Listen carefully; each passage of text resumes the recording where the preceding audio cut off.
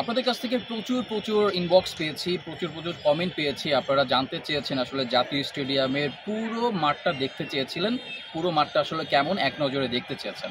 সেই এক নজরে দেখার জন্য আমরা এখন জাতীয় স্টেডিয়ামের মাঠে চলে এসেছি, আর আপনাদের এক নজরে আসলে দেখাতে চাই পুরো মাঠটা যদি একটু দেখতে চান সেক্ষেত্রে হচ্ছে দেখেন অলরেডি কিন্তু একদম সব কিছুই সেট করা হয়ে গেছে, ডিজিটাল বোর্ড এবং মাপঝোঁক অনেক কিছু শুরু হয়েছে। এবং পুরো স্টেডিয়ামটা দেখতে পাচ্ছেন যে পুরো স্টেডিয়ামে কিন্তু ঘাসের যেই সংখ্যা কি যেখানেই যাই বলুন না কেন পুরো স্টেডিয়ামে কিন্তু ঘাসের পরিমাণটা খুব দারুণ, আপনারা একবার খালি চোখে দেখলেই বুঝতে পারবেন।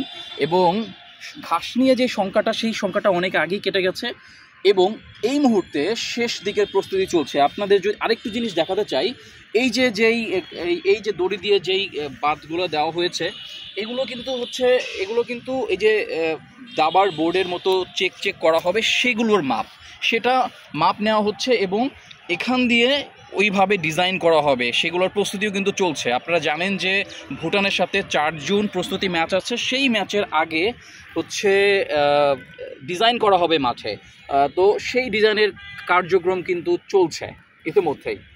তো এই হচ্ছে এক নজরে পুরো জাতীয় স্টেডিয়ামের মাঠে আপনি দেখলেই বুঝতে পারবেন, আপনার চোখ জুড়িয়ে যাবে সব কিছু। আপনি গ্যালারির কথা বাদ দেন, মাঠের যে পিচ সেটা নিয়েও সন্তুষ্ট থাকবেন এবং সেটার আপনি তো থাকবেনই, বরং যারা খেলতে আসবেন হামজা, সমিত কিংবা ফাহমিদুল যারাই আসেন না কেন, কিংবা সিঙ্গাপুরের ফুটবলাররা সবাই এই মাঠ দেখে অবশ্যই খুশি হবেন।